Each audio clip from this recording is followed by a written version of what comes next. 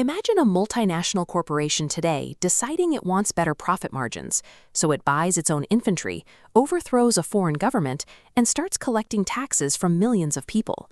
In the 17th century, that actually happened. Look at this map of the global economy in the year 1600.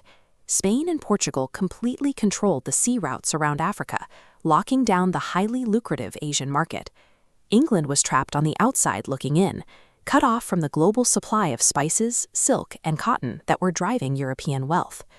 Breaking into that market meant going up against massive, heavily armed commercial fleets, like this Dutch sailing ship, which easily outgunned English vessels. Queen Elizabeth I didn't send the Royal Navy to fix the problem. She outsourced the risk. She granted a royal monopoly to a small group of London merchants, creating a corporate startup to handle state ambitions.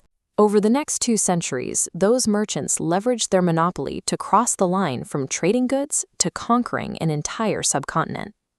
By 1608, company ships reached Mughal India. They negotiated trading rights and set up small coastal outposts, which they called factories, in key cities like Surat, Madras, and Bombay. The early business model was straightforward. The company shipped English wool and silver eastward, trading them for high-value Asian commodities. Demand in Europe for spices and intricate Indian textiles exploded. The sheer volume of these luxury imports made the company exceptionally wealthy. To protect those highly profitable supply chains from aggressive Dutch and French competitors, the company started fortifying its trading posts and hiring private security forces. Securing physical corporate assets in a volatile trade zone required muscle. Over time, that constant need for security mutated a fleet of merchant ships into a heavily armed paramilitary organization. The tipping point arrived in 1757 at the Battle of Plassey. Company executive Robert Clive defeated the local ruler of Bengal by engineering a corporate coup, bribing local commanders to betray their leader.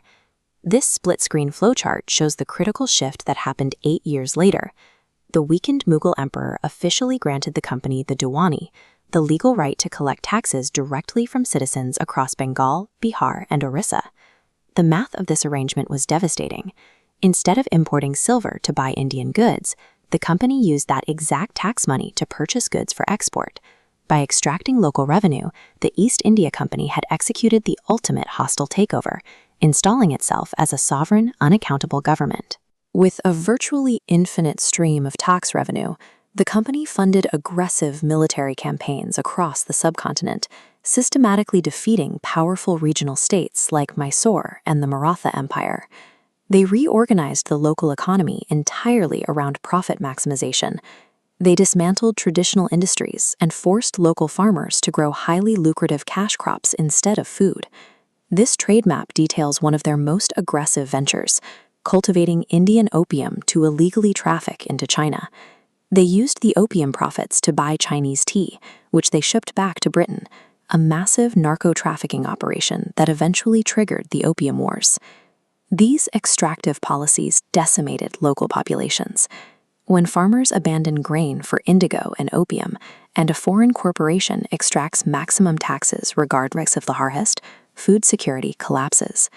During the Bengal Famine of 1770, millions of people starved to death. Even at the height of the crisis, the company strictly enforced its tax collection to maintain shareholder dividends back in London. When a governing body has zero obligation to its citizens and a strict fiduciary duty to its investors, the inevitable outcome is widespread exploitation and the draining of a continent's wealth. Back in Britain, the immense power of the company unnerved the government.